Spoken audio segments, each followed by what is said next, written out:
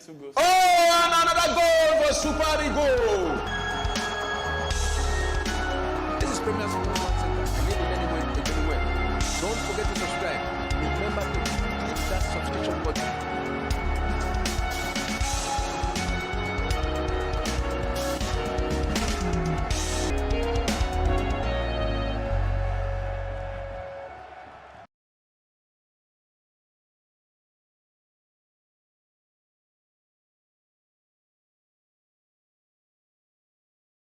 Oh, and another goal for Super Eagle. This is Premier Football Center. Live it anywhere, take it anywhere. Don't forget to subscribe. Remember to hit that subscription button.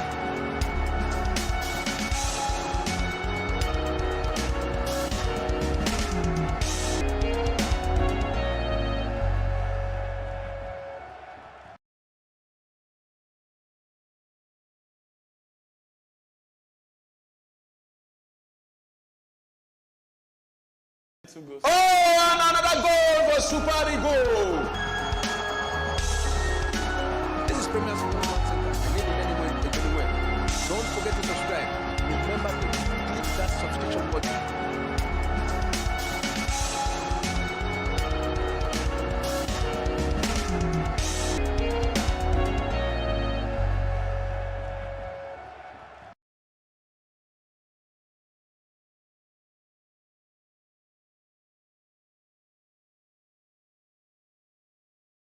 Oh, and another goal for Super Eagle. This is Premier Football Center. Live it anywhere, take it anywhere. Don't forget to subscribe. Remember to hit that subscription button.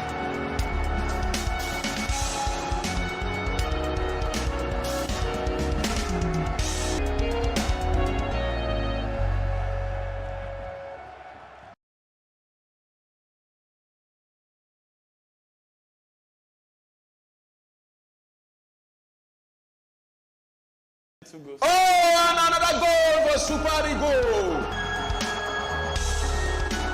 This is Premier Football Center. Live it anywhere, take it anywhere. Don't forget to subscribe. Remember to hit that subscription button.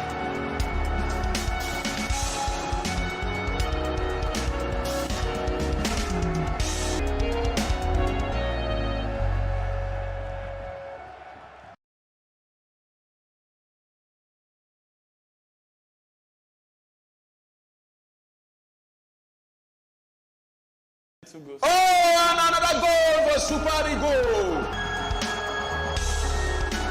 This is Premier Football Center. Live it anywhere, take it anywhere. Don't forget to subscribe. Remember to hit that subscription button.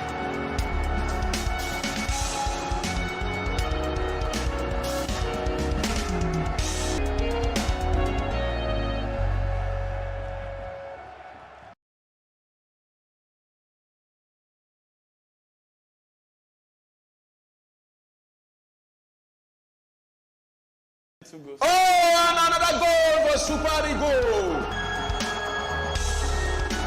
This is Premier Football Center. Live it anywhere, take it anywhere. Don't forget to subscribe. Remember to hit that subscription button.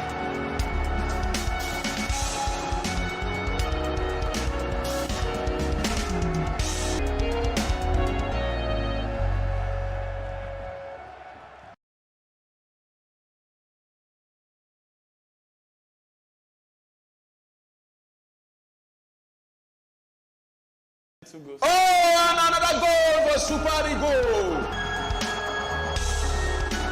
This is Premier Football Center. Live it anywhere, take it anywhere. Don't forget to subscribe. Remember to hit that subscription button.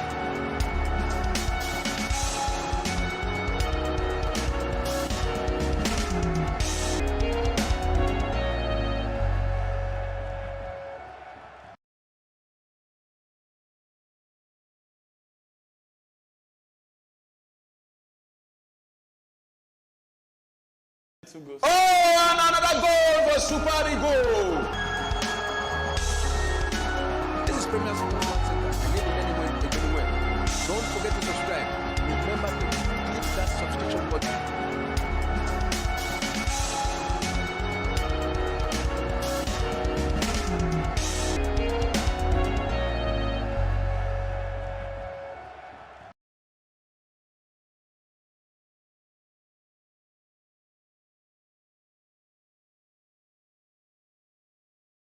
Oh, and another goal for Super Eagle. This is Premier Sports Center. You need it anywhere. Don't forget to subscribe. Remember to click that subscription button.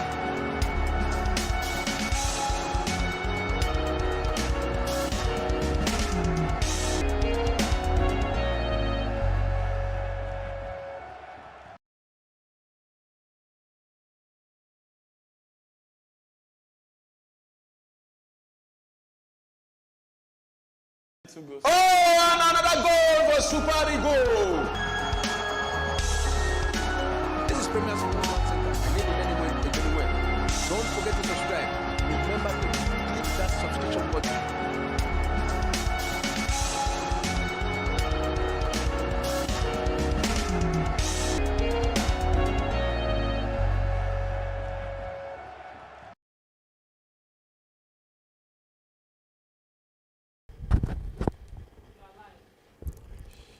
Hello viewers, good evening and welcome to Premier Sport Fan Center, and this is our Friday Talk Sport Show. A lot has happened in the world of sport, and here on our Talk Sport Show we do justice to all the trending issues. Yeah, we elaborate, we dissect, and we give deep analysis of all the happenings during the week in review. So today is not a different one with so many interesting topics on the menu today for our Talk Sports Show. Well, I'm not alone to do justice to all those topics on the ground. Well, I have with me from my far left, I have Yamite. Yamite, good evening and welcome to Talk Sports Show. Yeah, thank you for having me today. 7 days has gone, a lot have gone down, and it promises to be another interesting 7 days ahead. So let's just get right to it. All right. Also, we're having a Doki on the studio today. How do you do? Thank you for having me. Thank you, Solomon. Thank you, the crew behind the scene, and Premier Sports fans. I thank you also for being here, and it's always a pleasure to be on set with you and talking sport, analyzing sports, and discussing with you. The lines are also open for conversation. They're open, and tonight we look forward to a beautiful, robust discussion, and looking forward also to a lovely full weekend for sports, especially football. All right, especially football, and let's quickly talk about the Premier League manager of the week just announced, not of the month, sorry, just recently announced, and that is Nuno Espirito Santos of Nottingham Forest, alongside with his one of his player, Chris Wood, who is the player of the month for the EPL. That was a shocking news to me, for Nottingham. It's a very big news also for Nottingham Forest. Yeah, I'm not surprised because look at them, they are third on the table. Had a very beautiful October, and Chris Wood, I think, has scored 8 goals now this season for Nottingham Forest. So I think it is deserved. When you look at the so-called big teams, you can't really say one is fully stable. And when you look at the managers, you look at the utensils, the players they have, just oppose it with what they have achieved with those guys they have, and you see that Nuno has been awarded the right way. He deserves it. All right, he deserves it. Ducky, are you in the same position with them? Oh, well, you have to compare apples to apples, and when you look at the job the young man or the man has done with the few players, the few stars he has, you can actually see the fate of our Nigerian player in that team.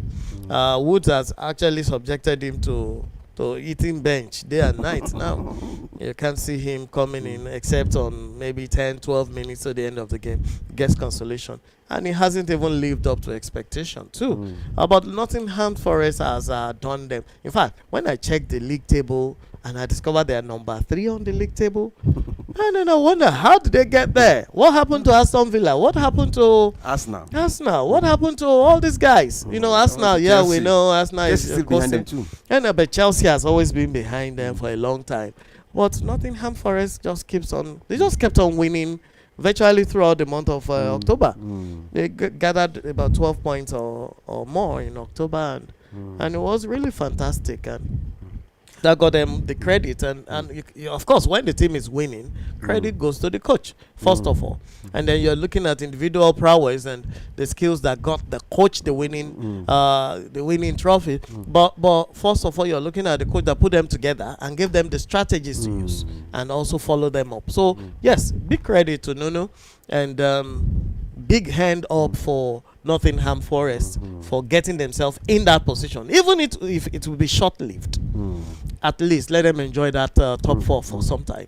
All right, let them enjoy the top 4 for some time. Yeah, before we go to the one of the other topic for the day, we see Chris Wood. I think it's the reason why Awoni, the Nigerian striker, is on the bench. And right now, it's like Awoni being bench is being justified with this award. Do you agree? Awoni playing behind Chris Wood. One thing is, if a guy is ahead of you in a team and is doing well, you are going to actually spend more time on the bench, and that's where Taiwo Awoni finds himself now. But if you can just step up and start doing the needful, maybe the coach will start thinking of playing the two of them at the same time. Maybe a 4-4-2 will work for them, but let him keep improving in training and doing what is expected of him. All right, let's go to the next topic, and the next topic is the award, and this time around is due to the new format of the Champions League. I said the UEFA will issue an official Player of the Match award presented by PlayStation after every UEFA Champions League game this season to recognize the best performer in Europe Elite Club competition. And after the European UEFA Nations after the UEFA Champions League, we saw different clubs and different matches, and we saw different winners of the match. So let me just read some of them out here. Where we have the match between Club Brugge versus Aston Villa. The winner was Hans Vaniken. Then Shakhtar Donetsk versus Young Boys. Jogri Sudekov won that one. Then Sparta Prague versus Brest. That match, Edmilson Fernandez won. Bayern Munich, Benfica, Jamal Musiala won that one. Inter Milan versus Arsenal, Hakan Kagahanoglu won that one. Then final, Salzburg, Karim Konate won that one. Then Krevna Zevna versus Barcelona, Inigo Martinez won that one. The Paris Saint-Germain, versus Atletico Madrid, Nahuel Molina won that one. Stuttgart versus Atlanta, Ishak Hens won that one. Then PSV, Girona, Malik Selima won it. Slovan Bratislava versus GNK Dynamo, Sadro Kulenovic won it.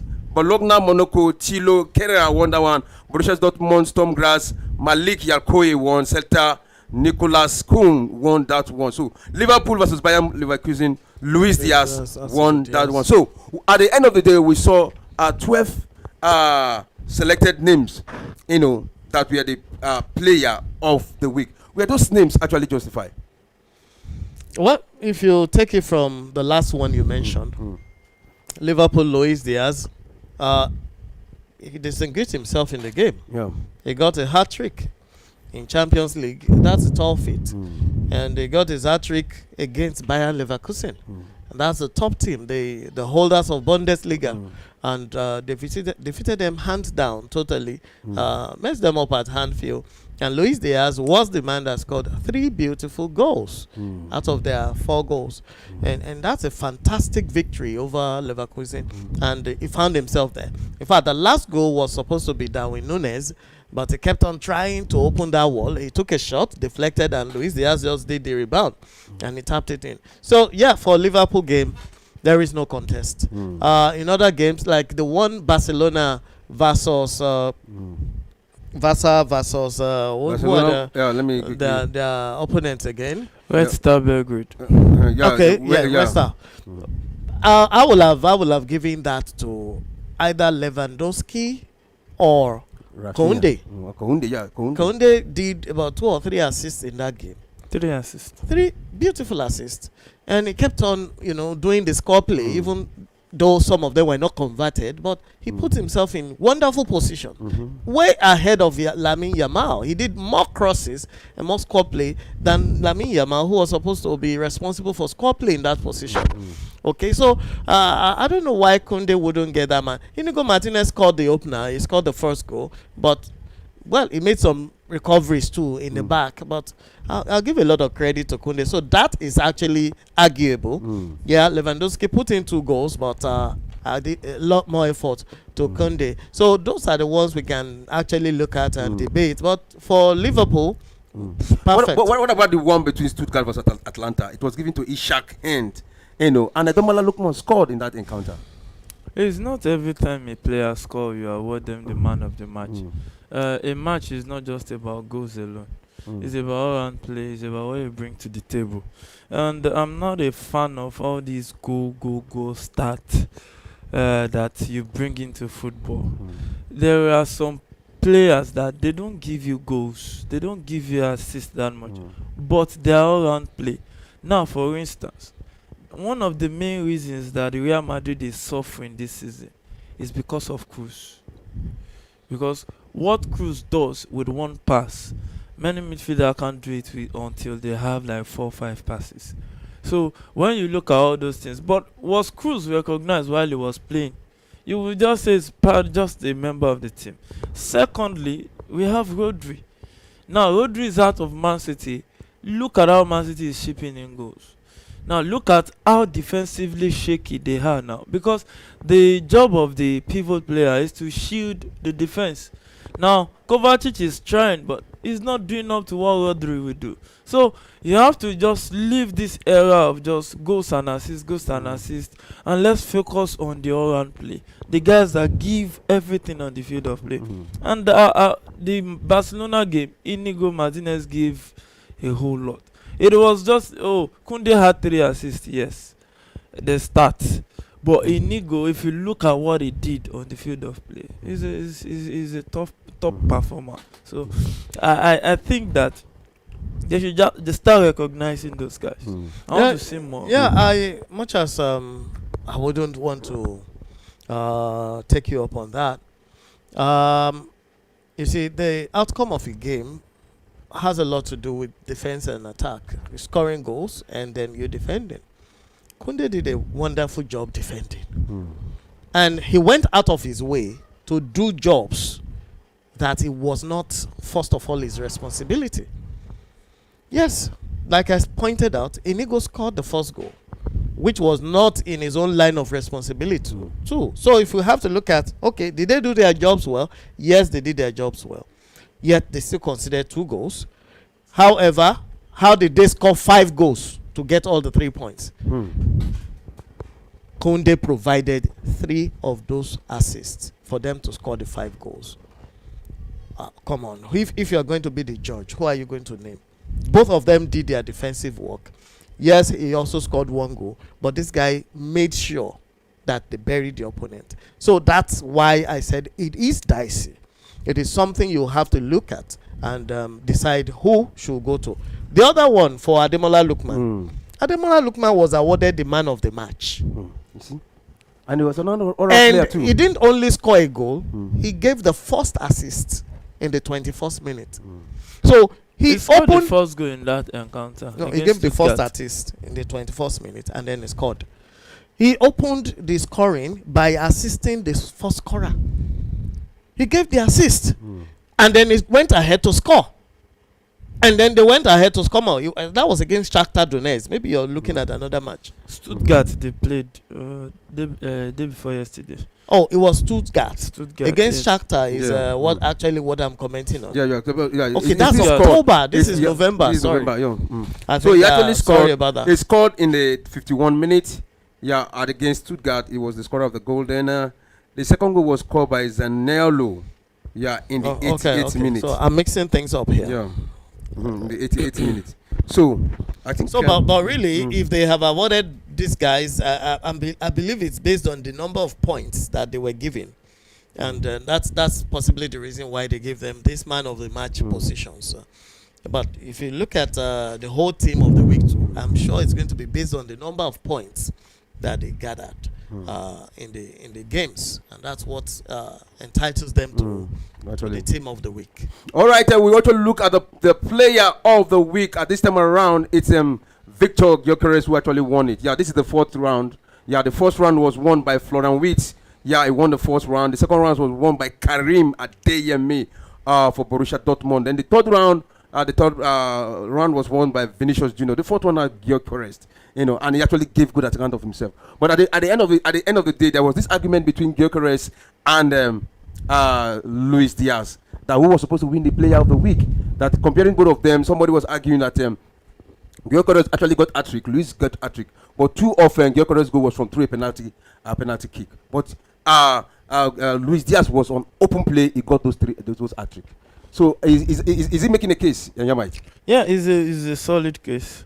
That's why I still beg to differ with people that just pick based on only stats. If you look at how I play, I think Luis Diaz did a bit more than Gyökeres, but when you look at the opponent, you have to consider the opponent too. You can't compare Leverkusen with a Man City. So when you look at the all-round play of Gyökeres, with the way he was taking on the defenders, his finishing, I think you give him a lot of credit, but he has been given the player of the week. There's hardly nothing we can do about it, rather than just look for a way to actually maybe if there's a way we can petition and say they should do better work next time before they award such. But I think Gyökeres is not a bad decision, but I think Luis Diaz should have gotten. Okay, so but I think I'm going with the decision of UEFA, and because Gyökeres, his first goal was almost solo. He took that pass from midfield. It was a pass through, and then he took on the Man City defender and actually dragged him into the 18-yard box before taking a shot between the defender and the goalkeeper. Yeah. So what he did there could not have been done by any kind of striker. No. There are so many strikers that can't finish that job. He took the ball over 20 feet and then got it into the net. He had 2 penalty options. Of course, that's given. But so also did Haaland. What did Haaland do with his own penalty kick? But did you see the finishing of Luis Diaz? Can I just finish? What did he do with the penalty kick? The third finish of Diaz you're talking about was a rebound from Darwin Núñez. I mentioned it. Núñez was going to take that shot. He took it alone. He did a solo from midfield. He took it to the 18-yard. He could have passed to any of the 2 or 3. Salah was here. Luis Diaz was there. But he wanted to register his name. And he took a shot which was blinded by the defender, dropped, and then Diaz tapped it in. That was his third goal. But Gyökeres played 2 penalty kicks. He scored both penalty kicks against a City that was leading. City scored first. Every time. City scored first. Every time a goal from the run of play is always more difficult than a penalty. Penalty is easier than a goal. If you check his first, second, third goal, his all-round play, how he supported the team, I think he will edge out Gyökeres a little bit. But they've given it to Gyökeres. No, I differ on that. It's not that they've given him. Just go through that match again and see what Gyökeres did. I saw the match live. I saw the Liverpool game live. I saw Gyökeres live. I said I will still stay with Luis Diaz edging it. Gyökeres did a fantastic job. I'm going to stay with the Gyökeres. That decision. He did everything perfectly. Because Haaland got his chance. He wasted it. No, this is not a comparison about not scoring a penalty. Okay, wait. Or not. Okay, let's get it right. Hear me here. Who is a better striker in terms of stats? Haaland, Gyökeres, or Diaz? Diaz is not a striker. That's the issue. That's exactly the point. Diaz is a winger that got an hat-trick. It's more difficult for a winger to get an hat-trick without a penalty. It's not Mo Salah that takes penalty. Is without a penalty and you all round play second half hat-trick. I agree with you. So also Second was half Messi. hat-trick. Messi was never a striker. Messi has always been a winger. Now look at in that scenario, Yes. you are not going head to head with a striker that had to convert 2 penalties and lost a golden chance 1-on-1 in the first half against Man City to a Luis Diaz that was so clinical in the second half of the game, scoring 3 goals in 45 minutes. Well, I agree with you. He scored 3 goals in the 45 minutes at home Anfield against Leverkusen, and this is Gyökeres At home sending too. Man City, At sending home too, they Man were at home City too. to the Blues. Come on, even coming back from 0. Oh, come All on. right, to our viewers, wherever you are watching us from, this is our Friday Talk Sports Show. So wherever your thoughts are on this conversation right now between Luis Diaz and Gyökeres, though the award has already been given to Gyökeres, but we want to hear your own view, what your thoughts are on this. We want to see that on the comment section, and we'll be glad. So, Yamite, the way Gyökeres is going right now is, do you see him leaving Sporting Lisbon in January? Because it's the love of every team right now.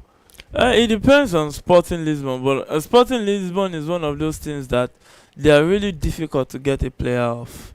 You have to pay, you pay through your nose. So if you can cough out it's not even about Sporting Lisbon now. By January, if you can cough out the buyout clause, then they will be tight-fisted with the decision. They won't be able to do anything about it. It's about getting the buyout clause. But if you want to go and negotiate with them, they'll most likely tell you to wait till summer. All right, I had one Chelsea fans made a comment. He said, Chelsea, we are looking for a Victor. Now they've seen the original Victor.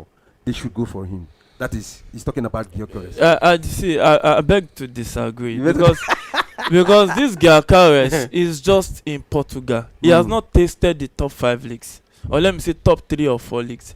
It's different for you to shine in Portugal and for you to shine in the main leagues. There's He's shining in the Champions League right now. He's in Champions League playing how many matches? Playing with against who? This is Man City, a weakened Man City. 2 centre back their top centre back were not available. Their top pivot player is not available. This is a weakened Man City side. But when you talk about a Victor that has faced the biggest of the biggest, the creme de la creme of football, he has won the Scudetto in an awesome fashion that whenever it's not available, the gap is obvious and it's there for everybody to see. So when you talk about all these things, you know that it is not about one is fake, one is original. The two are top strikers, but Gyökeres has not proved himself in one of the top leagues. It is different shining in Portugal. I'm not saying if you get to the big league, he will not shine, but come and do it first. Let's see. You know why I'm going to support Yemite on that? Before they brought Højlund, there was so much noise about Højlund. Oh yeah, he did so well in even though that didn't score much. Now he's been in Man U. This is the 2nd season. We're still looking for him. They're using touchlight. You know, mistake of Højlund. He scored 6 goals in Atalanta and they went to get him. Let's even talk about the one that scored, Darwin Nunes, that was scoring like fire in Benfica. How many has he scored for Liverpool? In the Portuguese league. So when they come to fire, let them come and play in tactical leagues against eggheads of coaches. Coaches that read you, watch you, program players for you. They just program you a player before you arrive and kill you. They kill your talent. After the first season, Alan got... I found that statement too. V09, Victor Osimhen, is still hot. And did you see him in Europa yesterday? Osimhen scored beautiful goals in Europa. Beautiful goals. And they were not tap-ins now. The first one was he had to stretch fully to get it into the net. He did very well for Galatasaray against a very big team at that. All right, let's go to the next topic, and that is the CAF Women's Champions League that is coming up. It's a program that will run in Morocco. Morocco is going to host this time around from on the 9th of November 2022. That is tomorrow. That African Women Champions League will commence, and this is the 4th edition. It is South African that has actually won it before twice. South African team that has won it twice before, and as far of Morocco has also won it once before. Nigeria have not won it before. This is the 3rd time Nigeria would participate the inaugural edition, Nigeria actually participated. It was Abayasa Queen that represented Nigeria. The other one was Rivers women football team. So they didn't go anywhere. But this time around is Edo Queen. Yeah, Edo Queen that will be representing Nigeria in the CAF Women Championship in Morocco. So the match is starting tomorrow. So already we have some matches on the future where we have TP Mazembe tomorrow against UWC. That's UWC of South Africa tomorrow. They're starting by 3 p.m. tomorrow. Then Mamelodi Sundown. They've won it twice before. They're the defending champion right now. So they're going to play against Massar of Egypt tomorrow too by 3 p.m. too. Then sorry, not tomorrow. Yeah, they're playing on Sunday, on the 10th. Yeah, 3 p.m. Yeah, 3 p.m. on Sunday. Then we have UWC playing on the 12th against Angers de La Medina of even on the 10th, that same 10th, Edo Queens will be playing. Yeah, that's on Sunday. Yes. Edo Queens will be playing on Sunday too. So and Far Rabat of Morocco versus Angers de La Medina also will play tomorrow. That is 6 o'clock. Then CBE of Ethiopia versus Edo Queen will be playing on Sunday by 6 o'clock. Then Far Rabat TP Mazembe of the Republic of Congo will be playing on the 12th November 6 p.m. That will be match day 2. Yeah, so those are the pictures, the lineup for the program for the tournament starting tomorrow. I will be here to cover some of those matches. So what are your thoughts on this encounter? It's one competition that the Mamelodi Sundown has dominated, the club owned by the current CAF president. So I think I want to see a more fierce competition. I don't want to see a Farmers League kind of Champions League female edition. I want to see other teams come to the party. I want to see Edo Queens make us proud. Because they won the league in a very, very interesting the Waffle B fashion. The Waffle B, not just the Waffle B, the Nigerian, they won the Nigerian and they won the Waffle B. I want to see them shine. I want to see them at least try to win it, even though if the finance is not as much as it should be. But I still want them to head Nigeria's name in glory. So I'm rooting for them. But the favorite will still be Mamelodi. Yeah, you're talking about it. And another attracting thing is about the award. Your appearance fee is $150,000 just to appear. You know. But if you look at the running cost of those teams, you will see that $150,000 is not really enough. You check the running cost, traveling, booking the hotel, and all those things is expensive. So when you look at the finance behind the female Champions League, we need to find a way to push it up a little to at least compete. But the competition has to be able to sponsor itself. So the competition needs to grow, and it starts with the league. Encourage the African countries to have their own league. But there's a limit to what the leagues can do when you have countries that are not as well developed as they ought to. So imagine that we have an Africa whereby I can take a train from here in Lagos straight to Morocco and go and see my favorite female team. So that's one of the things they enjoy in Europe. So Africa still has a long way to go. So I know winning that tournament, you're winning $600,000. I think it's encouraging for Africa to compete for. It's not up to $1 million. Well, if you not up to what? $1 million. $1 million. She should be around that. If you're looking at the face value of that money, we're not going to play the tournament because it's not much. Of the whole cost of winning, you will have at least the tournament is going to take up to 10 days, I think. Yeah, from 9th to 23rd. So that's 12 days.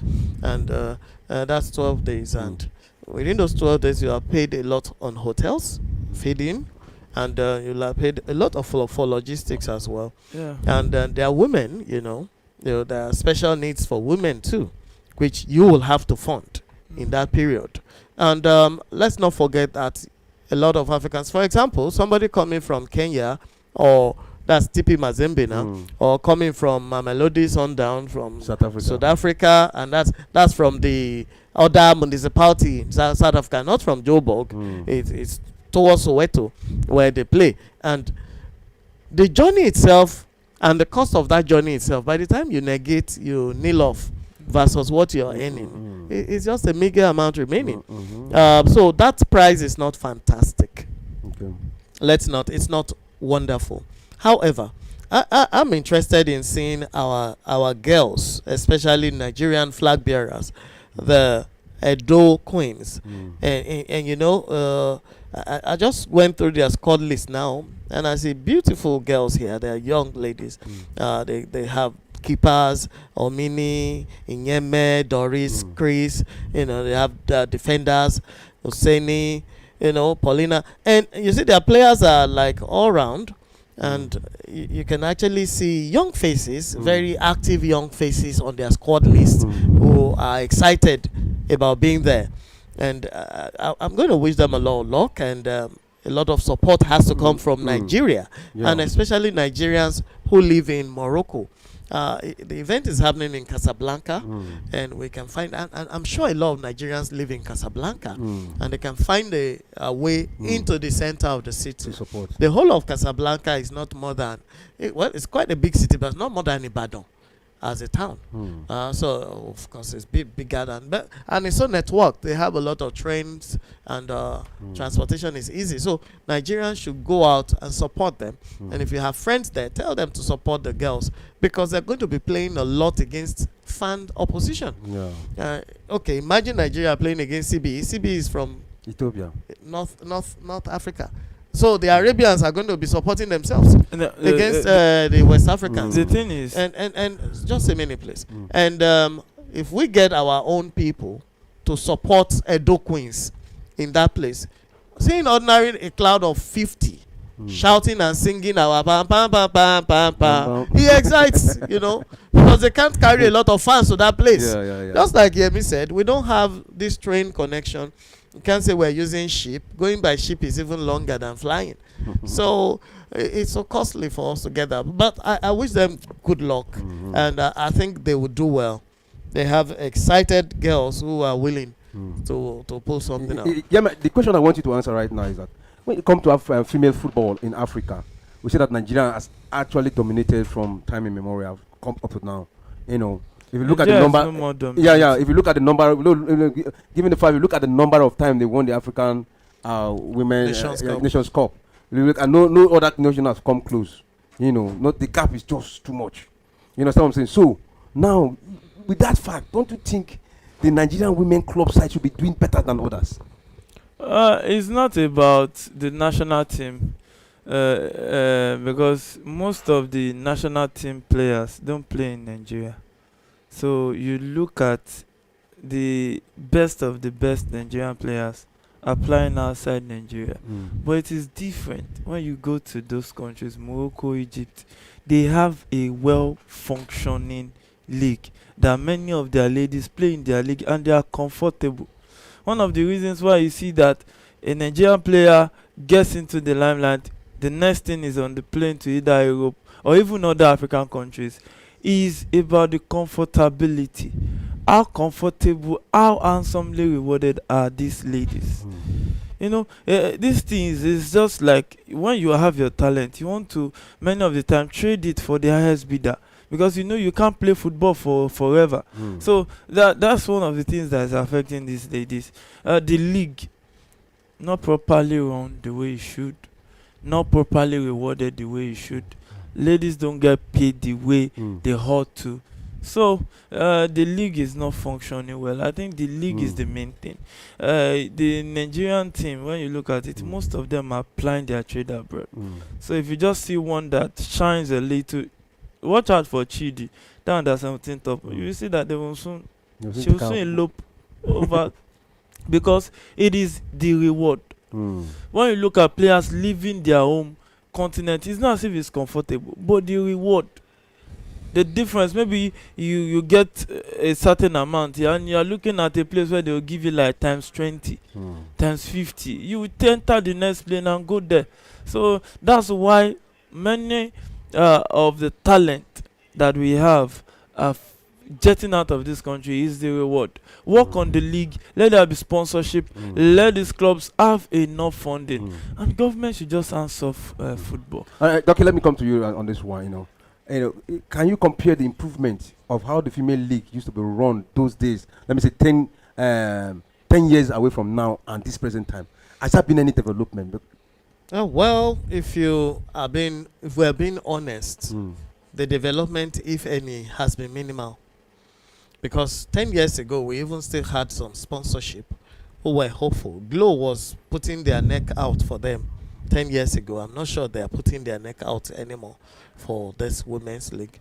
And some other companies were going to support them so much. But as it is right now, so many are shying away because they are not getting the value from supporting our national league, whether female or male. However, the marketability or the scalability of this league depends on the management of these leagues. The NFA or NFF actually has to step up, and the NPFL for the male and the women league also, they have to step up and market their leagues individually if they have to be acceptable or scalable in the country. Because you need to attract investors. Investors are interested in their return. So if I'm putting in money, what do I get in return? It's never a charity for business people or business organizations.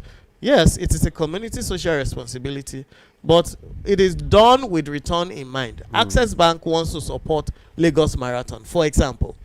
Access Bank is looking at the publicity they will get from supporting Lagos Marathon. They're going to have their stamp all over Lagos, all over MTN, all over DSTV, and virtually all the roads they will pass through. And it's going to be a world-covered event. CNN is going to market access. They're going to get visibility. Now their image is going to increase, not only in the face of Nigerian people, but also internationally. So competitors, world banks, international institutions can say, whoa, who's that? What company is that? Okay, we need somebody in Nigeria differently from our old First Bank. Can we try them? So that's what they have in mind, if they can be visible. But our leagues are not visible. How many people pay to watch them? On either you're paying on DSTV or you are paying per TV to watch Nigerian league, whether male or female, which is what we have to go back to. So until they are marketable enough, yes, the male segment or the NPFL is actually improving based on attendance at stadiums and followership. But the female is not getting much support because, as Yemite said, a lot of the best legs in the league are jetting out. So the best ones get to have call-ups. Scouts come in, pick them, and take them to better leagues, and they become more visible out there. When it's time to play for Nigeria, they gather again. They play for Nigeria. And, of course, the Nigerian women have been there. In fact, the only one in Africa that has attended all the World Cup since 1991. The only nation that has attended all, and so we have the stars, but we don't have the league. All right, and we have the star, but we don't have the league. So wherever you're watching us from, this is Talk Sports Show. Yeah, so every Friday 7:30 we are here to talk about what is trending in the world of sports, and also we are also open for sponsorship. Yeah, if you want to market any of your products, you can contact us via our number on the screen here. Call on us, and if you want to see your product on the table or on our backdrop, you just call on us, and we'll be here to advertise your product for you. So let's quickly look at the selected players, the call-up players for goalkeeper. With the 3 goalkeepers we are called up for this tournament, where we have Moni Omini Oyonu. Then we have Iyene Sunday Etim, Doris Ohia. Those are the 3 goalkeepers. Defender, we have Blessing Onorode Ivieda. Then we have Osakpolo Doris Ohia, Perpetua Mbafan Nyeta, Miracle Ofem Husseini, Paulina Ali, Comfort Laurent Shaw, Valentina Chinegorom. Yeah, so and where we have midfielder Mary Momodu, Cordelia Amechi Odoma, Kafayat Oluwatosin Mafisere. Then we have Vera Samuel, Chioma Olise, Esther Imabong Iyang. Then we have forward Esther Chioma Moses, Mary Magdalene Anjo, Chukwu Amaka, goodness, Osigwe. Then we have Peace AC, and then the one that gladdens my heart is Folashade Florence Njamiliosi. The scorer of the hat-trick in the encounter against Algeria. It was called up by Justice Magudu to play for the Super Falcons. She was introduced. She got scored an hat-trick in that encounter when Nigeria defeated Algeria 4-1. So is that a good list? Because most of these players are not known yet. But as time goes on, they will definitely expose themselves. But they are talking about Jamilosi. Are we expecting much from her in this tournament? When you see the way she went about her performance against Algeria, you just have to want her to continue put the icing on the cake, keep getting the goals month in, month out, as far as the Nigerian national team is backing their calls onto her to come and represent. So I think that, she can actually improve, but will she improve over time? Because the pressure of the friendly is not that much. When it comes to proper competition where pressure comes to the table, then we'll see. At that point you differentiate the girls from the women, and I think that hopefully let's just keep our fingers crossed and expect her to deliver. All right, okay, how far do you expect the Edo Queens to go in this tournament? This CAF Champions League. Well, based on their performance in the local league, winning the local league fantastically, and also won the WAFU B, going to the West African Nations Champions or Challenge, and they won that too. And with their experience and their excitement, because I've seen that what's it called now? I've seen their back room, I've seen their dressing room. They are really excited, and the ladies are young ladies. They are young ladies who are so promising, and they're anxious to show something. Yes, I think they can actually challenge the present holders. Of course, experience is going to work for those ones, and for the Casablanca women too, they're going to enjoy home advantage. Like I said, home advantage is always a factor. But I see the Edo Queens getting as far as the semi-finals, even if they won't make it to the final. I see them getting to the semi-finals. All right, let's quickly go to the next topic here, and that is the Super Falcons of Nigeria in an international friendly against France. That one will be played in November 30th. Yeah, we saw Nigeria played against Algeria. There was some criticism that they were going for a lower cadre team. Pardon me to use that language. And to me, I felt it was a starting point. But now it is against France, one of the top. Let me say one of the top 10 in women's football. So is that the one the welcome development, Yamite? Yeah, they need grade A friendly. Yeah. So when you have grade A friendly, then, but friendly is good, but the attitude. I think the friendly will be good for the ladies' exposure. No, one of the reasons for this friendly is that Wadrom, the former coach of the Super Falcons, resigned from his position. New coach Justice Madugu was introduced, and they need to build up these girls, and that is why you see them, organizing friendlies here and there. For long, we've not been seeing the Falcon playing friendlies. It's just they go for their tournament team. They just go for a tournament. They start playing, but now gradually we're seeing them introduce, playing friendlies, so that they can get used to the new coach. Friendly is good for the coach to get his playing pattern, but I think playing against the big guns in world for female football is good too. It helps the ladies exposure, and sometimes the coach to actually brush one or two tactical input into the team. But it's all around good. You just have to give them some credit for doing that. But they have to continue. Just keep it up, keep it coming in.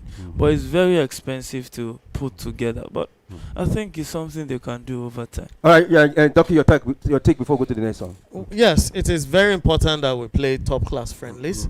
That gives you your actual position. It shows you, makes you naked. You can see yourself in the mirror. The Algerians were invited to come and play in Ogun State. And precisely 2 weeks ago, they were taken to the cleaners by the Nigerian Super Falcons at the Remo Stadium in Ekene. And that was a beautiful display of football, because not only did Nigeria Super Falcons win that match, they dominated play. They outplayed the visitors. And now they are facing France, number 10 in the world of women's soccer, versus Nigeria, number 36 or so.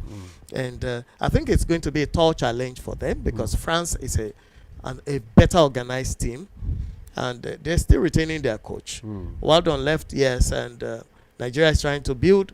And Nigeria is also looking at introducing some local players, because according to the NFF now, what they're looking at is to get a mix and develop players from here. But we know what happens to local players when they go to big leagues, or when they go to play such big matches. They get scouted and poached. They also become international players.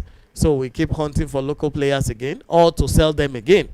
So we're never going to have local players or local Nigerian domestic players if we continue to have a poor league, just like we have highlighted. They will keep living the moment they discover them on the big scene. So yes, it's good to play these kind of matches in preparation for the forthcoming events. The World Cup is coming, Nations Cup is coming, and maybe by 2026, this time around, Nigerian women can get to the final of the Nations Cup. We have got as far as the semi-final before. Yes, we can go beyond semi-final this time, and possibly get to the final, or possibly even win. Yeah, so because we have a good team coming right now. They are formidable, and you can see their exposure. They play among the best in the world. All right, Guavon release 23-man list for a double-header against the Cheetahs of Benin Republic and the Amavubi of Rwanda on the 14th of November and 18th of November, respectively. So two match coming up for the Super Eagle of Nigeria. And what are you expecting in that match, the qualifier? This is the last stage of the qualifier. If they win this one, they just one of it, they already qualify. One draw, they've qualified. Because that 3 points from Libya added to them right now, they're having 10 points. Yeah, I expect them to win all the games, because it's a good thing when you build momentum before a major tournament. Win in a clinical manner whereby your opponent will be scared of you. So you pass that message to the opponent that when you are coming to meet this team, you are coming to have one hell of a match at hand. So I want them to win the 2 games, and while winning it, I want them to score as many goals as possible. Yeah, we need 1 point, but we can do better. We can be the best. And when you go into tournament with a winning run, it increases the confidence of the team as a whole. So I think that is what they can do. And it's high time they start looking at maybe confirming a Guavon, because it looks like these guys are now getting used to him. All right, your take on that. I absolutely agree with Yemi's last statement. Guavon needs to be shown his future, because his future is still doubtful as he is.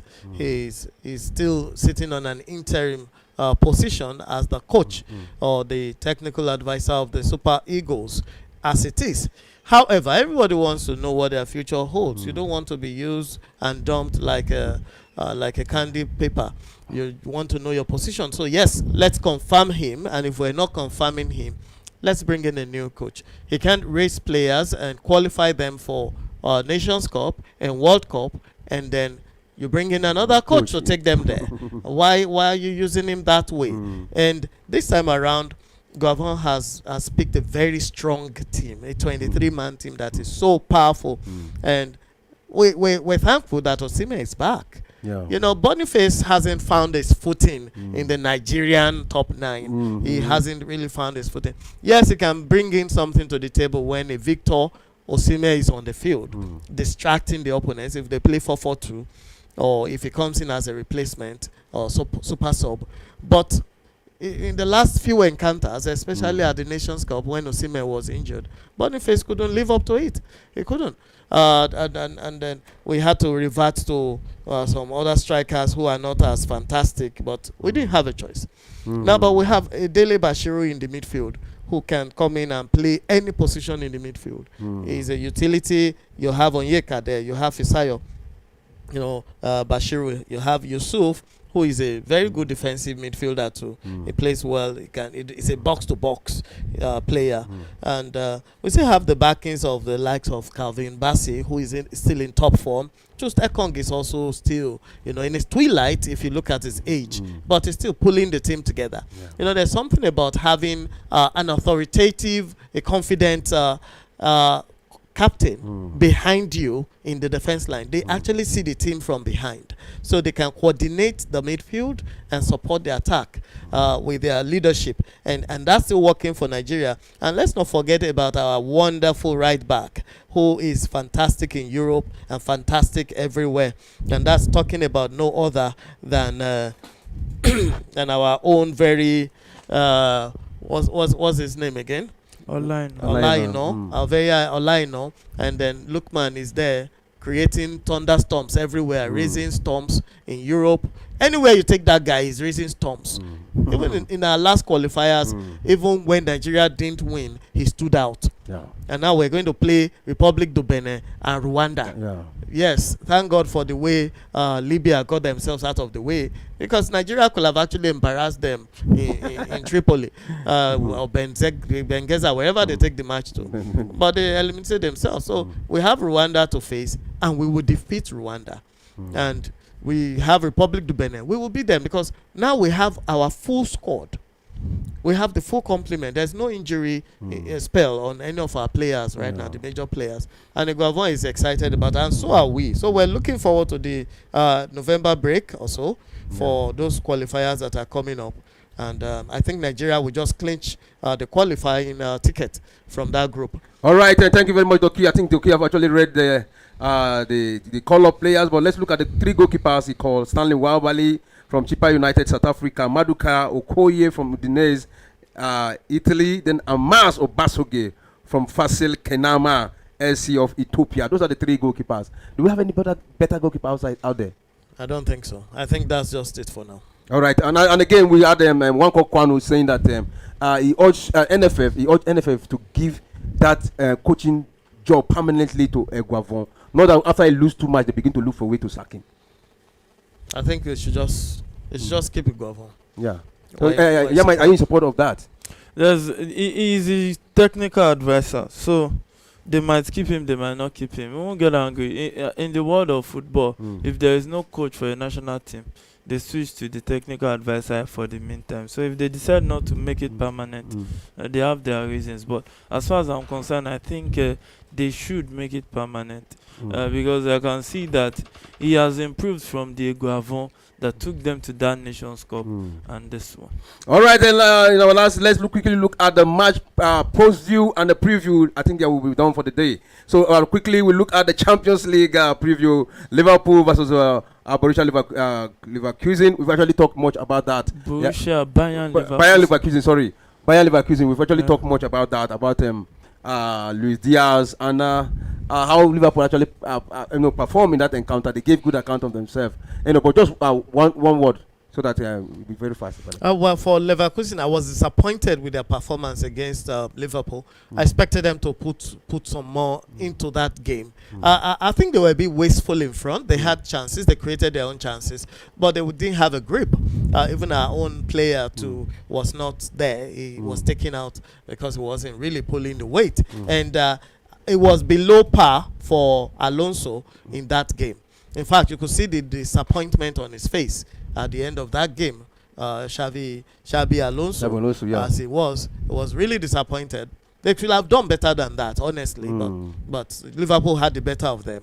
That's it for me. A lot of fans have actually said that Alonso actually came back home, so he was relaxing at home.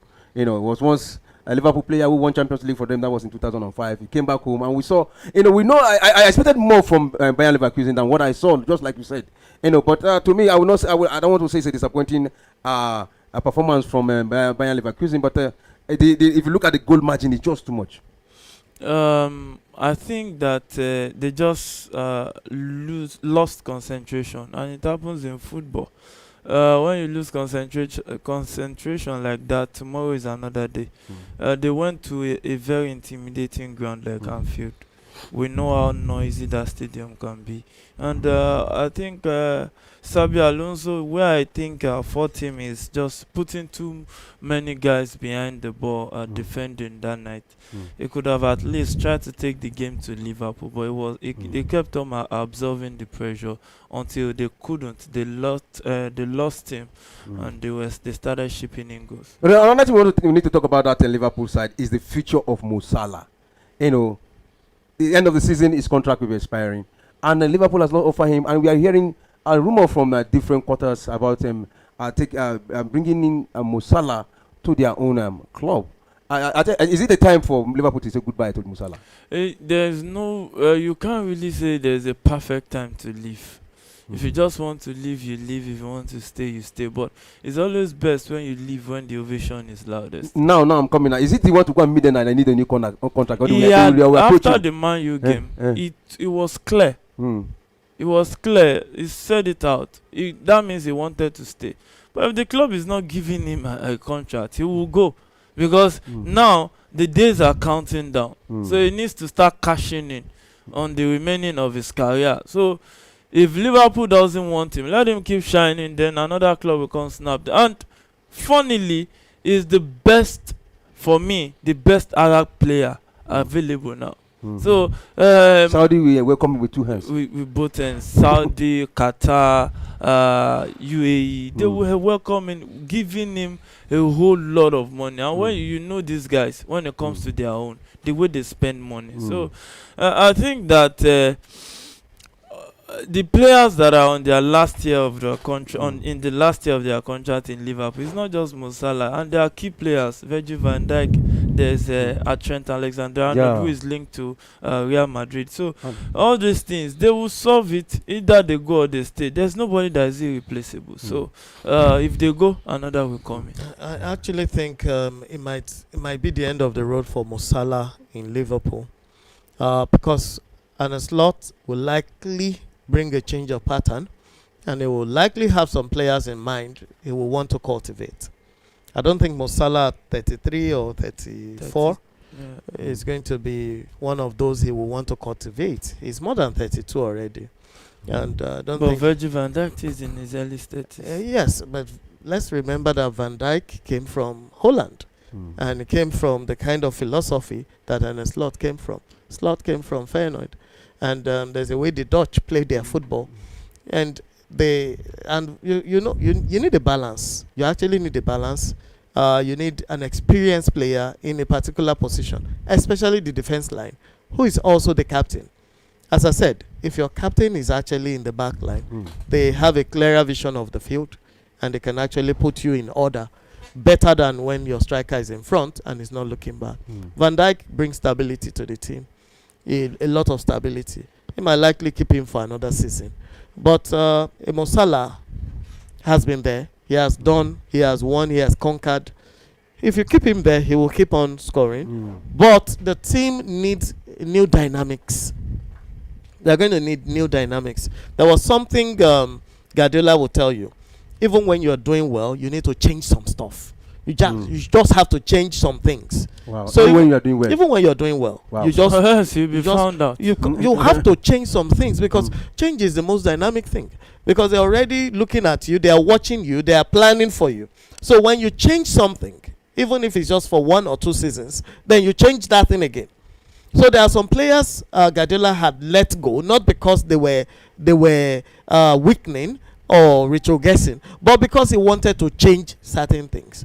And which is what the coaches are also doing. So I see Arne Slot not putting Salah in his developmental or future plan. Wow. If the team will not get a better replacement, they may keep him. But I don't think it's going to be a priority for them by the end of the season. All right, we have a message here from Mary Olugbo. They said the development has been so slow, and I don't think any companies or organization want to sponsor the league national team because they are not impressive to my own opinion. And they say the pitches, the NFF management has been poor in infrastructure and lack of maintenance. Okay, right. Thank you. That's from Mary Olugbo. That's his opinion. Let's go to the next one. And that is the match between Real Madrid versus AC Milan. Yeah, might be disappointed. Of course, I was expecting Madrid to take all 3 points in that one, but it went the opposite direction, and they deserved it. AC Milan, they did all they should, what is expected of them, and they got the icing on the cake actually. But be that as it may, it's not the end of the road. We've seen Madrid dwindle like this in the so-called group stage, and when they got into the knockout, took out all their opponents. 2022 is still fresh in our memory. They qualified second in that group and they went on to win. So you can't write off Real Madrid. They can always find their way back. Doki. Madrid was a disappointment against AC Milan. Yes, everybody was disappointed. In fact, the bookies were so disappointed. So many of them will have collected their shares and their investment in Madrid if it was possible. Because everybody would have put it on Madrid, at least Madrid to win or draw. Hello, and against Milan here. And come on, Milan will whoop the back of Madrid and whoop them well. 3 goals to 1. And that's out of it. And this is Madrid that just escaped from the hands of the Lions of Barcelona, you know, who whooped them. You expect them to come back. Of course, they would have used Valencia to come back over the weekend. But the flood didn't allow that to happen. You know what happened in the days of Noah? Remember? The flood was coming. And God told Noah, build an ark. Noah, flood is coming. Build an ark. But Valencia people didn't build an ark. Madrid did not build an ark. As God will have it, Madrid will have wanted to go to Valencia to get their victory power back. But because they didn't build an ark, the flood of Valencia swept them back into the hands of AC Milan. But that arc, so they now went. Has built it. They now went to go and face another strong opposition that they have been unable to beat in all the statistics. I never. No, but if you know the history of Milan and Madrid, you will know that Madrid had not edged them out in statistics to date. Wow. Yes, they are still 2 games ahead of Madrid in winning. Wow. Of all time. And in recent time, between 2010 and now, AC Milan has won 7, Madrid has won 5. Wow. So Milan is a team, is a what's this thing called, banana peel for Madrid. So however Madrid is when they face Milan. In fact, I had a Milanese in one of my groups who came before the match and said, well, God help Madrid to deal because they are on for it again.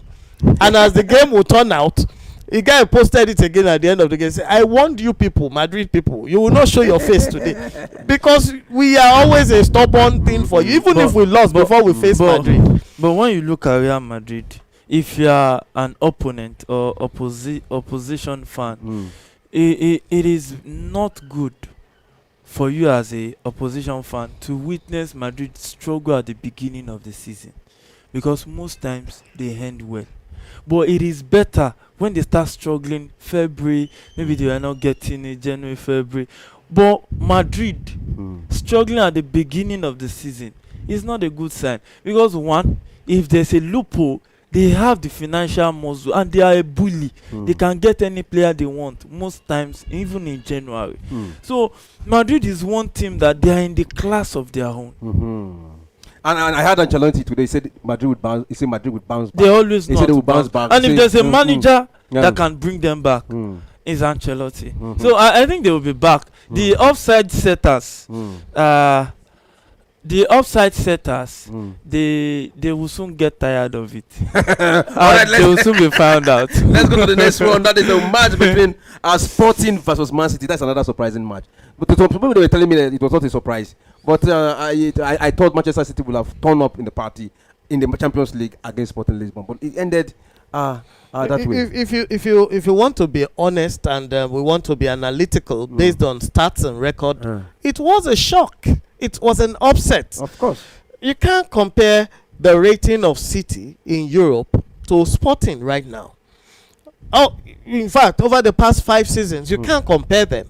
They are not in the same position. So for someone to say it's not a surprise, they're possibly looking at some other things we're not seeing. Yeah. Because City is way. But the City we have right now is like a defeathered chicken. Or a lot of defenders has been removed. Rodri is out. You have defenders that are out.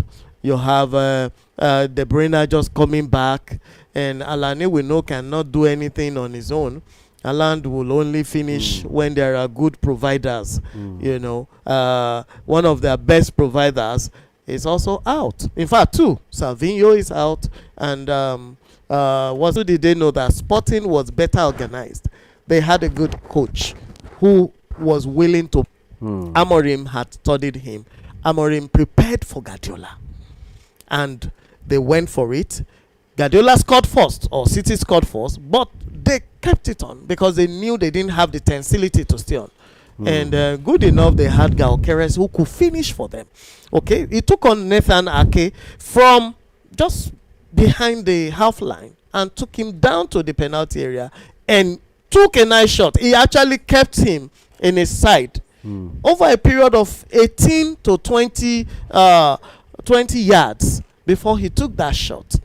And then going forward, the pressure was too much on City that they considered 2 penalty kicks. All right. Thank you very much. The next one, I think we'll be cutting some of these things now because we are time up here. We have Red Star Belgrade versus Atalanta.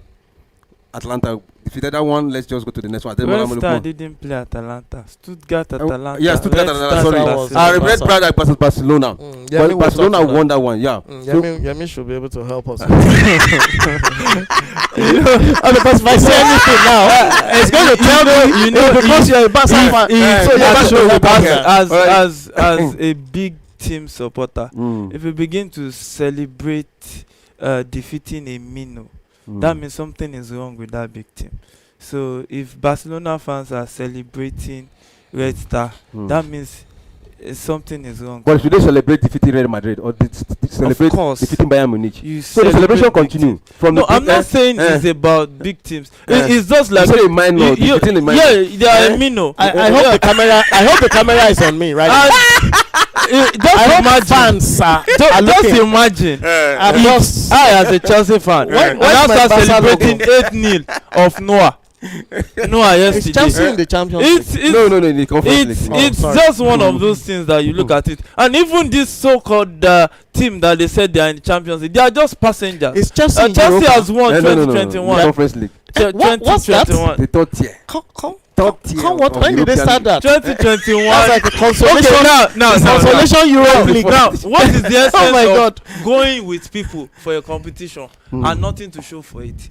2021 Chelsea still. When last did Barcelona won the Champions League? The boy they gave birth to them will be in primary school now. No. I think your question was secondary school. I'm talking about this Red Star. I said Barcelona. Your analysis. No. There's nothing to analyze. Okay, let me hear what is your final take, because you're already bantering. You have not analyzed that much. See, this is it.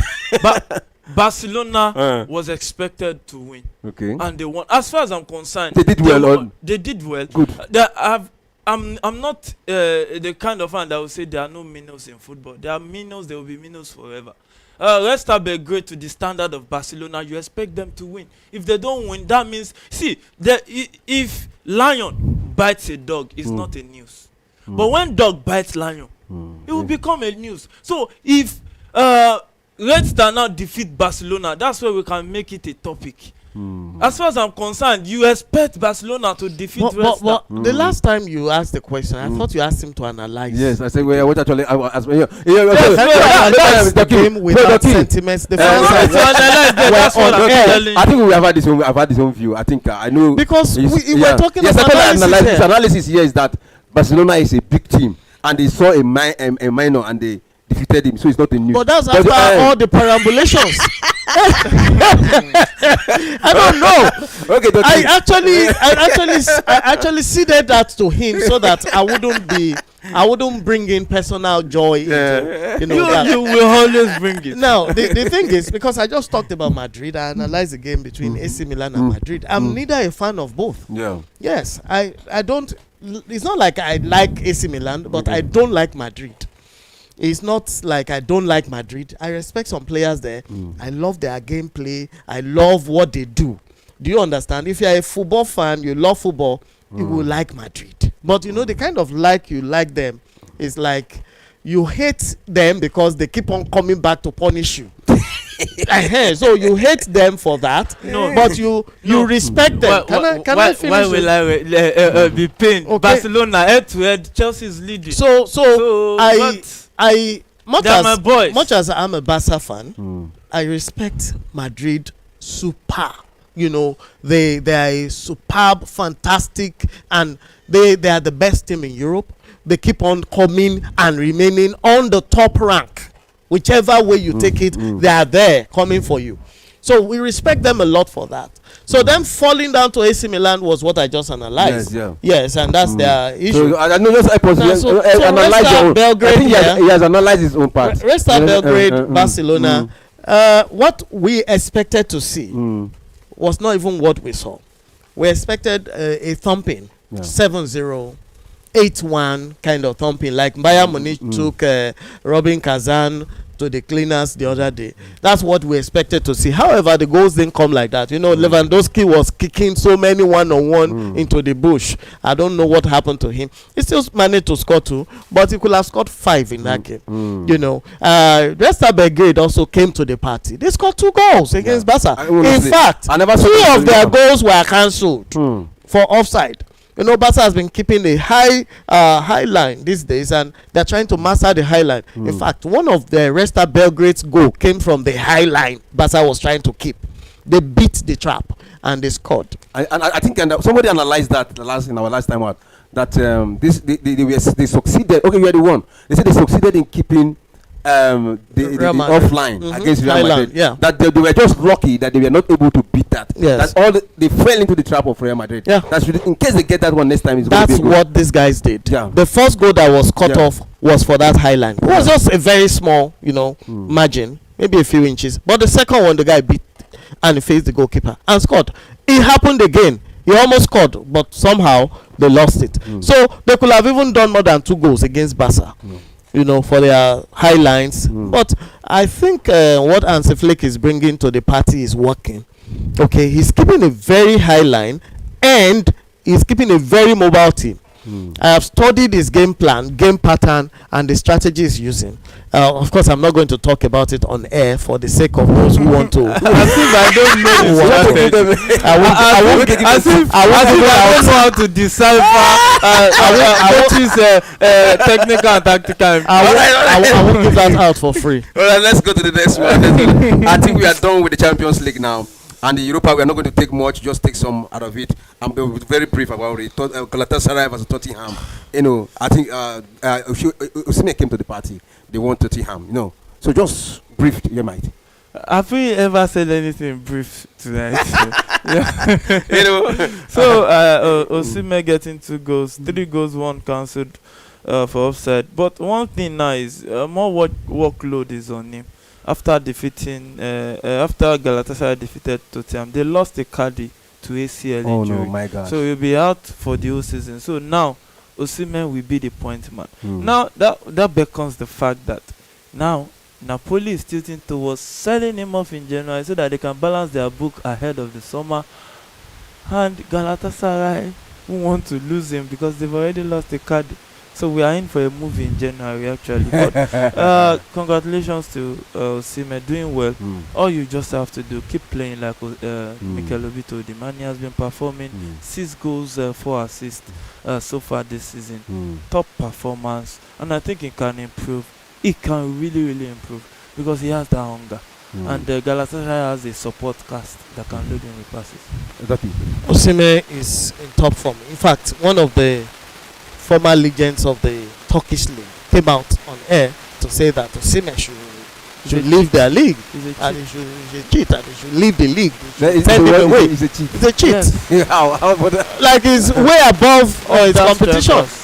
That look, this guy cannot be here. This guy is going to just keep this thing in Galatasaray. They won the last, they will win again and they will keep winning. And see what they did with Tottenham. Tottenham went there in a very hot form. And they looked helpless. And then they looked helpless. Pass Aston Villa. Come on. just over the weekend. At the point I was saying, is this is Tottenham? And I know. And you see, the likes of the sun and the moons of Tottenham were not visible on that day. It was only Solanke that came to the party. Solanke, even that Solanke's goal was more of a consolation. It wasn't like a fully word goal. It was like a counter thing. He took a shot, deceived the defender and got it in. But look at the way, not just Victor Osimhen, look at the way Galatasaray plays. They are getting gelled. They are working well with Osimhen. You just pull one lock. You have a shot or you have a ball from a distance in the penalty area, even from half line. Just launch it into the penalty area of the opponent with Osimhen. Just leave him to do his magic. That's what they did. It was a very longish one. And the guy from nowhere, in fact, I thought it was Haaland. Because Haaland is the one that throws legs up to the moon and out of the universe like that. I just saw leg from anywhere. I just like a branch of tree. Like a branch of Haaland. Like the machine called Haaland. I saw that I was shouting. I was running the commentary of that and match. it was well directed. Honestly. And the second was like this. And, going forward like that, it kept the pressure on. Apart from that goal. It kept on putting pressure on the defense. So, yes, Osimhen was at the party, but Galatasaray, a lot of credit should be given to that team. All right. Manchester United versus PAOK. After a long period of time, we have seen Manchester United. No, for me, United has been on a good run now since Road came on. I think they have won 3 matches in a row, and that's a good credit for them. They won. They've not won 3 in a row. They drew 1. They drew in the league. They won 2. They won the cup. They won in the league. The cup. Then won the. Won 2, drew 1. They drew in the league, and then they won in Europa, and that's a good record for them. A good run for Van Nistelrooy. He hasn't lost any game in 3 matches, and that says a lot to the confidence of the players. These were players that were losing back to back to back. Everybody was hoping they would play Man U, buy one get one free, bug off, but that was truncated. So for me, yes, Man U is on a good run now. The spirit in the dressing room should be rising. It's unfortunate that a new coach has to take over soon, but Van Nistelrooy has actually got a lot of credit on those boys. Was it? For me, during the week, the player for Man U was Diallo for me. Diallo. That's the person I wanted to talk about now. Eric Ten Hag refused to start that man most times. And I just we hear sometimes analyzing. I'll say, what on earth are you keeping Diallo on the bench? And yesterday he came. In fact, that was a goal he scored. It was a solo effort. He intercepted the ball from the defender, struggled, fought, and got that goal. Yeah. Just did a 1v1. When result is not going well, it's easy to pinpoint the manager. There were games that Eric Ten Hag started Diallo performed below par. Now, what is happening to Man U is just new manager bounce. Every player knows that the manager is gone, and all of them have an opening that they can actually get into the team, so they up their game. So that's just what is going on. No magic. So if you look at that PAOK game, Man U struggled. It was very clear. I saw the first few minutes before I got busy. They struggled. And when I went back to check the full-time score, those goals just came by. It was not as if Man U was fully dominant. So one thing that we need to see is that if you want to check a team that's doing something right, you have to check them over a stretch of 15 games. All right. But I'm going to differ on that before you move away. Because those goals were not coming by when Ten Hag was there. The goals were coming by. They were not winning. They were not winning. They were scoring. No. It's not just about scoring. The thing is that they were scoring, but they concede more. They were not winning. I think I'm not saying sacking Ten Hag was bad. I'm saying that what is happening now is new manager bounce. Because Ten Hag was there. It was obvious that these players were not playing for him anymore.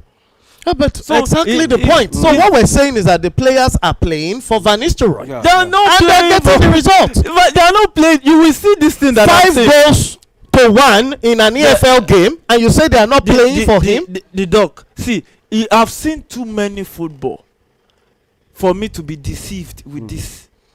I've seen too many football over the years. I played football. The camp is it's like, okay, for instance, there is You look at the celebration in US now that there's a new president that's going to tilt towards another way of playing taking control of the country. See, everybody is elated. The mood is different. That's what is Man U.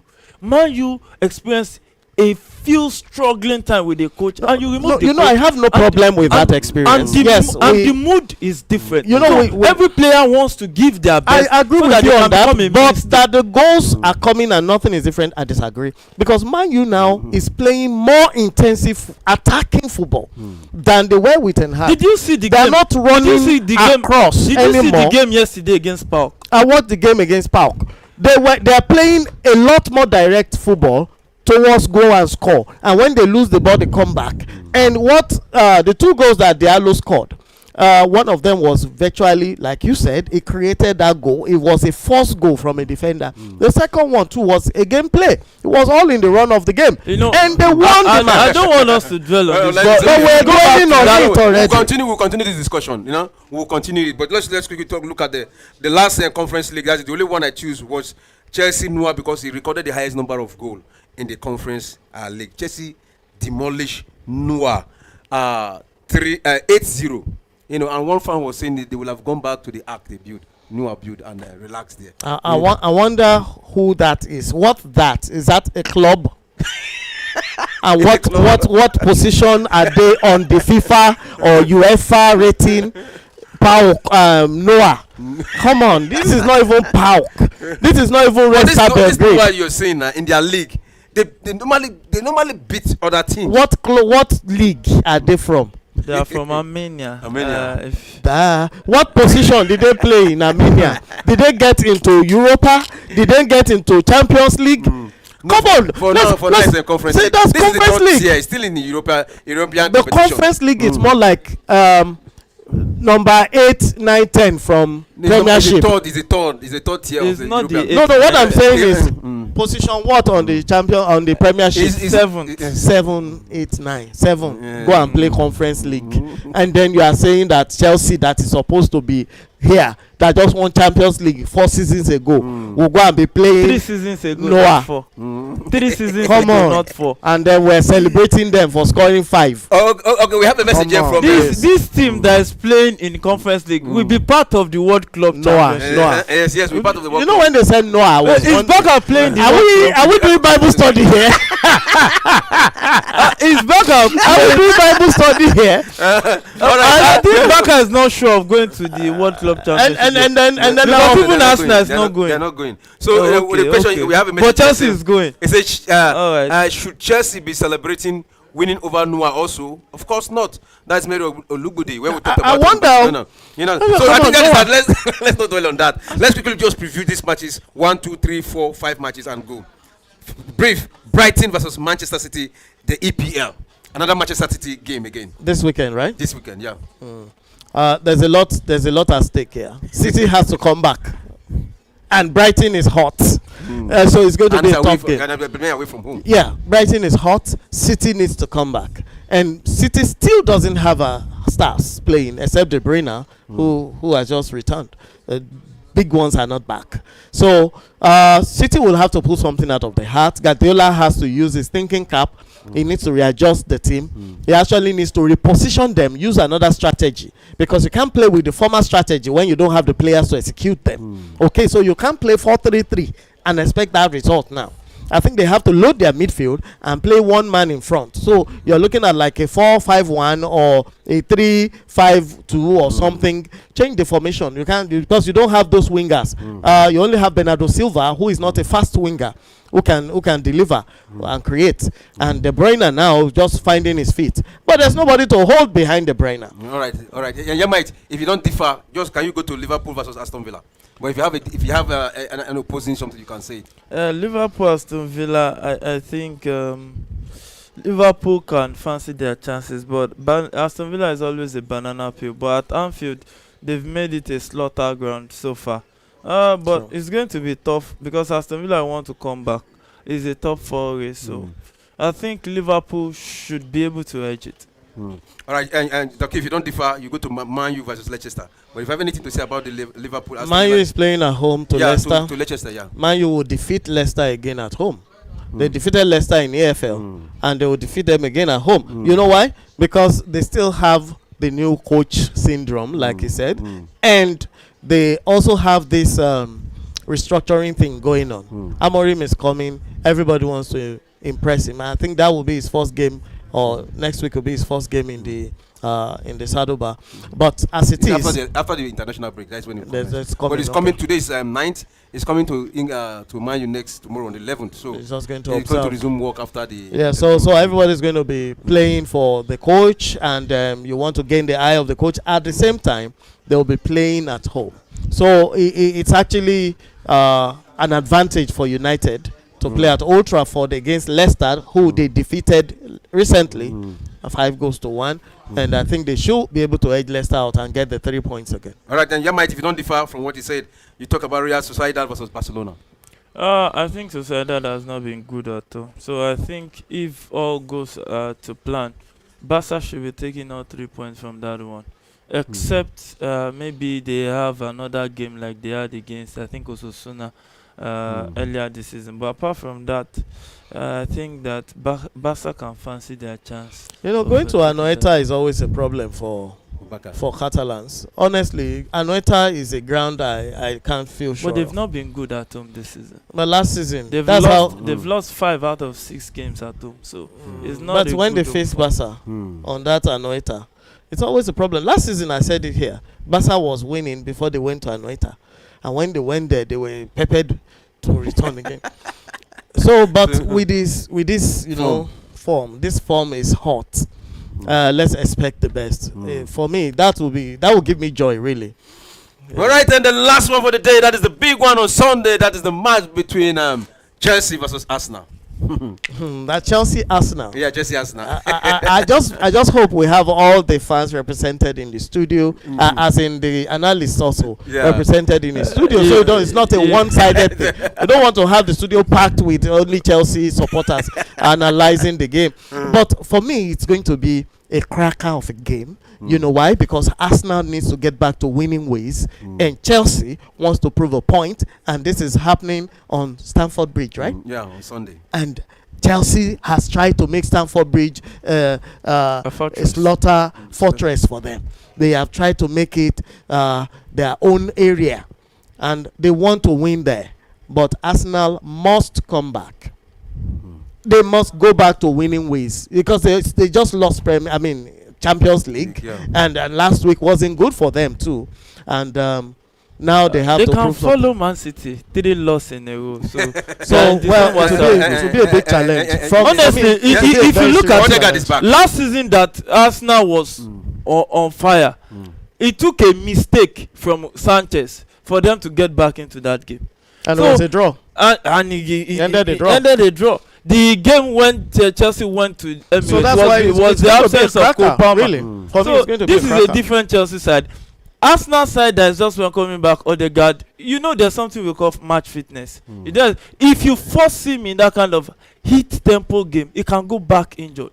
So Odegaard coming is not really that best of a news at this time. They need time for him to just slowly grow back into the rhythm, because if you rush him, he can go back to where he's coming from. So I think this game, Chelsea have the best, and is the game of 4th versus 5th. So it's going to be a very interesting and it's a derby. So I think at the Stamford Bridge, those guys, the mentality now, I think it's a game that Chelsea can fancy their chances of winning. All right. You can hear that. Thanks very much for coming to the studio, guys. Thank you for having me. It's a pleasure, because you've actually done justice to the topics on the table for today. And to our viewers, thanks for staying tuned to Premier Sport Fan Center, our Talk Sport show. You've had them. You've had it all, and I know you've learned 1 or 2 things from the analysis and they've given so far. So that's how far we can go for today. Don't forget to join us tomorrow, because tomorrow we have the live watch along show. And on Sunday, where we have the big match, the match between Chelsea versus Arsenal, we'll be here to cover that live. And on Sunday, also the match between CBE of Ethiopia versus Edo Queens. We'll be here to cover those matches live in Premier Sport Fan Center. So thanks for staying tuned with us, and have a blessed night rest.